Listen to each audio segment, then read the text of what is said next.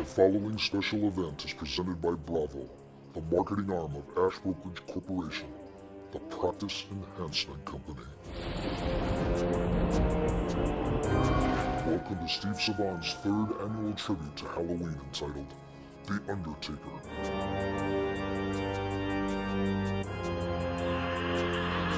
Our impaired risk expose on life insurance underwriting to usher in the substandard season. And throughout the week, we'll feature the Informed Risk Guide, the most comprehensive field underwriting manual, highlighting the best table shaving and crediting programs available in the market. On today's show is our introduction into mortality underwriting. Happy Halloween, everyone. I'm your host, Steve Savant, syndicated financial columnist and contributing author to Backroom Technician. But today, I'm also the Undertaker to help you exhume unplaced cases from the underwriting files of the declined, the postponed, and the heavily rated. I want to welcome my good friend, Charlie Kuhn and Joe Breda. Hey, how you doing? Nice to be here. Well, we're all this week, we're doing our Halloween special, and I have to say that impaired risk is really something that is perfect for Halloween, because what we want to talk about all this week, and this is what we're going to do in our part one today, we're going to kind of frame underwriting. Full underwriting, guaranteed underwriting, simplified underwriting. Everybody doesn't understand that there are different ways to go on this, and we really need to look at this, because the mantra that we've learned over my 30-year career is most of Americans, about half for sure, are really in the wrong rate class. They're not matched up with the right carrier, their disease, their impairment, their substandard condition, or even people that are very healthy. And that's kind of what I want to talk about in the mortality revolution section of this today, because we're really making advances. I've been in this thing 30 years, and I cannot believe how cardiovascular has completely changed. I mean, I haven't seen a decline on a cardiovascular for such a long time. Not that they're not out there, but it's not the actual declination or postponement it used to be. Now, we're also looking at issues like diabetes and things of this nature, but what happens when I'm looking at a CSO where we've had such a change in the way we approach underwriting human longevity? And when I look at the CSO, I'm sitting at we're using the 2001 standard tables from the commissioner, but when I'm looking at the carriers and what they're doing on maturity dates, it tells me where this is going. When I came into the business 30 years ago, the maturity date for most contracts was age 95. Now we're out at 121. We have a carrier illustrating to 131 on the proposal. So it's pretty exciting. We're living longer. We're going to be living longer. Retirement, all these things that we're talking about. And if we're stretching the timeline of life insurance, that means the premium is being reduced. So the longer we hold, the premium gets smaller. And think about this, then we'll get into my questions. Second to die, male, female, age 65, non-smoker preferred. Back in 1990, the guaranteed premium was about $26,000. Today, that same premium is about $12,000. We've sliced it in half because the timeline is longer, because the underwriting is better, because two can live cheaper than one. All these things have happened. You've been in this thing since 1992. I mean, wow, Charlie, that's a long time to be in underwriting. And you know what? I'm sorry.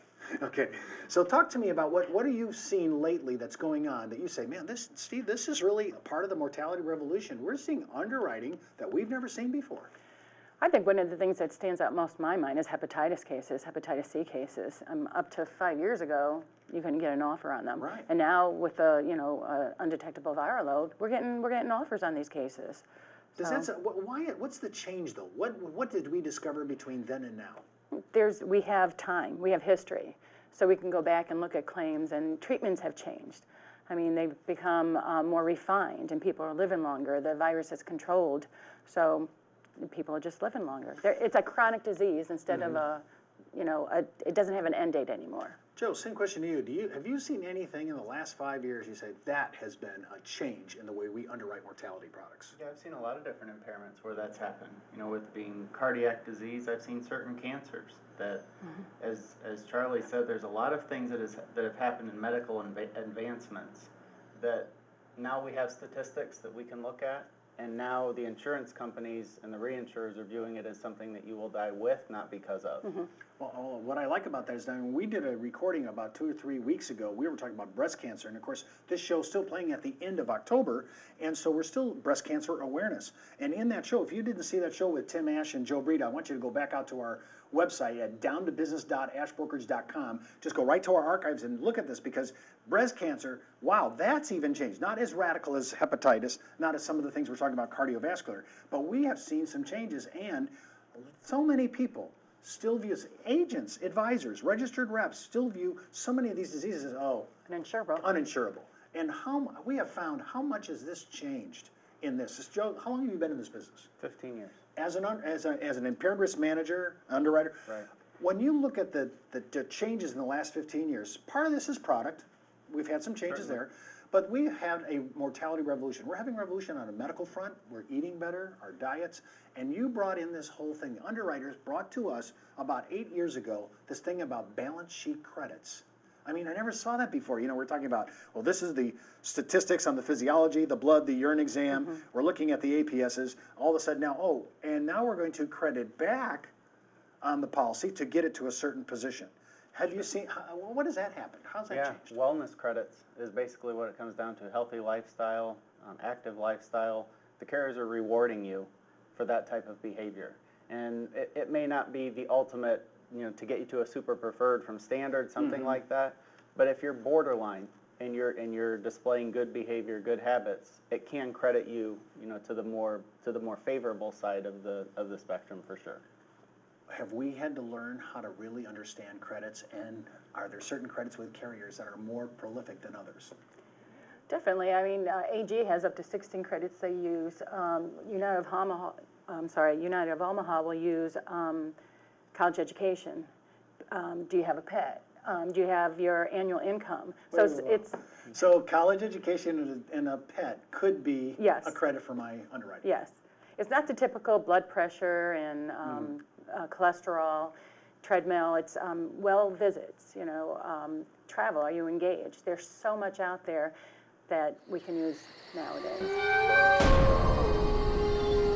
When we come back from the break, we'll examine guaranteed and simplified issue.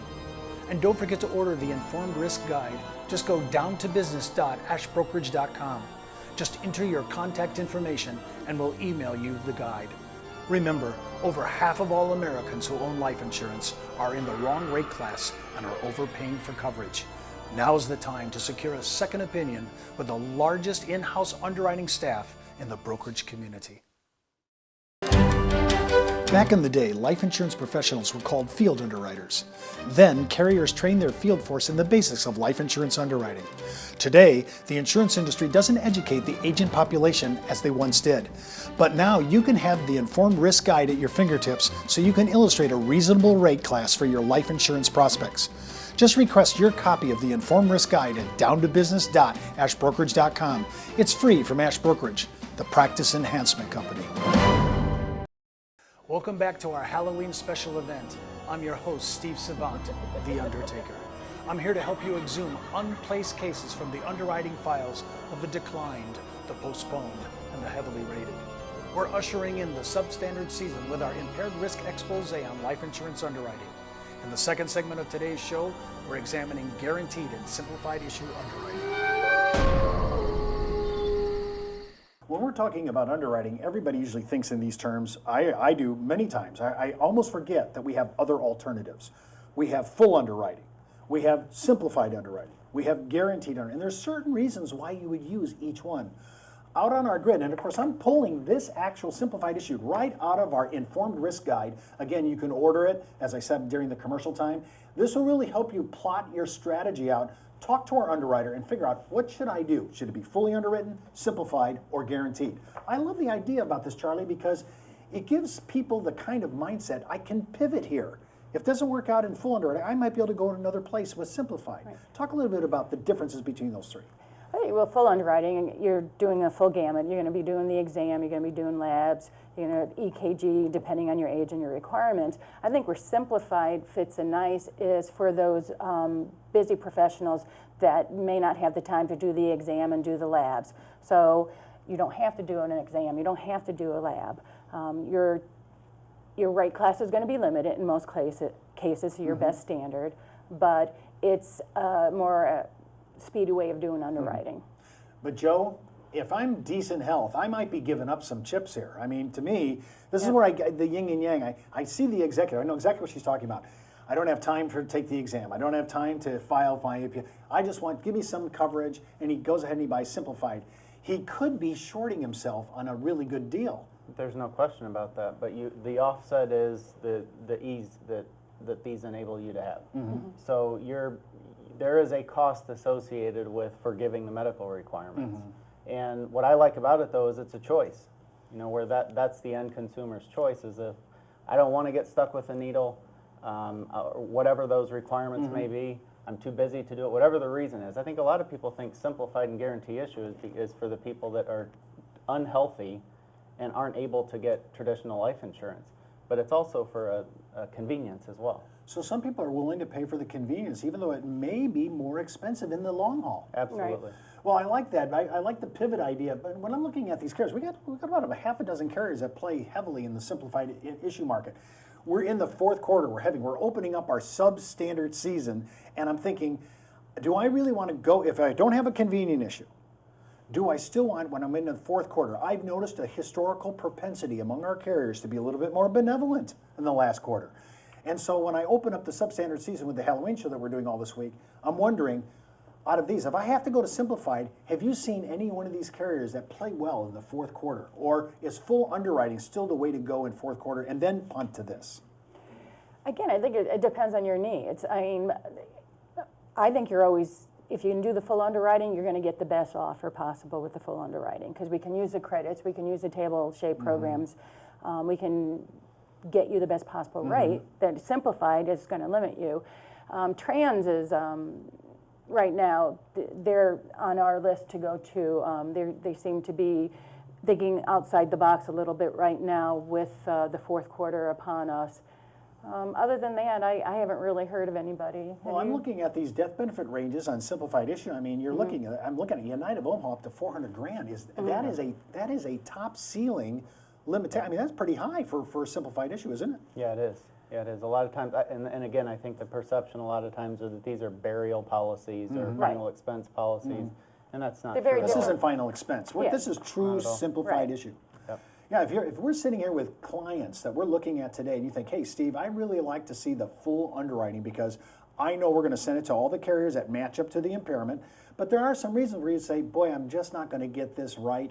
Simplified issue. And looking at this, do they allow you simplified issue to combine? Like I noticed United of Omaha is at 400,000, but then I could go to a surety at 350. Can I combine two simplified issue programs or do I have to keep them separate? You can combine them, as long as you just can't combine them within the same company. Okay, so if I have the headroom for financial suitability from a death benefit point of view, I could take 2 or 3 of these and really cobble together a good. I love that. And by the way, I want you to think about that because I don't think most of our advisors and registered reps know that you can do really great creative things in underwriting with simplified issue. This is a perfect example of combining different face amounts. And as you said, Joe, maybe the exec just says, I really don't care. The convenience is everything. Or, as you suggest, I don't like needles. I don't want to draw blood. I don't want to pee in a bottle. These are really good ideas. I'm wondering about when I'm looking at guaranteed issue, and there's not many players in the guaranteed issue market. When I talk about guaranteed issue, I mean, does this mean anything? There's no knockout questions. There's nothing I'm talking about guaranteed issue. It's guaranteed issue pretty much. It's older ages. Your death benefit is very low. I think there's one company that goes up to 100,000, but most of them cap about 25,000. Now, is this a graded benefit then still? Yes, all 3 depending of these? on the age. Yes.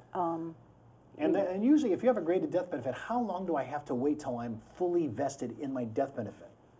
2 to 3 years. Typically on those, it's 2 to 3 years. 2 to 3 years. So if I could think that I don't have an imminent termination, I'm not looking at anything like that. If I'm just saying I have issues and I can't get simplified, I have the knockout questions. I can't get full underwriting. So if I'm punting down to guaranteed issue, I'm looking at maybe 2 to 3 years to fully vest in my death benefit, and then I'm in there with usually a lockdown premium. Right, a guaranteed premium. Correct. So we're looking at 3 carriers, and one of these carriers, wow, one of them actually goes to $100,000 in face. Today was part 1 of our 5-part series on life insurance underwriting. To order your free copy of the Informed Risk Guide, just go to downtobusiness.ashbrokerage.com. And remember, over half of all Americans who own life insurance are in the wrong rate class and overpaying for coverage. Now is the time to secure a second opinion with the largest in-house underwriting staff in the brokerage community. Don't forget to follow me on Twitter, Facebook, LinkedIn, or just email me at steve.savant@ashbrokerage.com. And remember, you could be wiser as an Ash Brokerage advisor. Happy Halloween, everyone.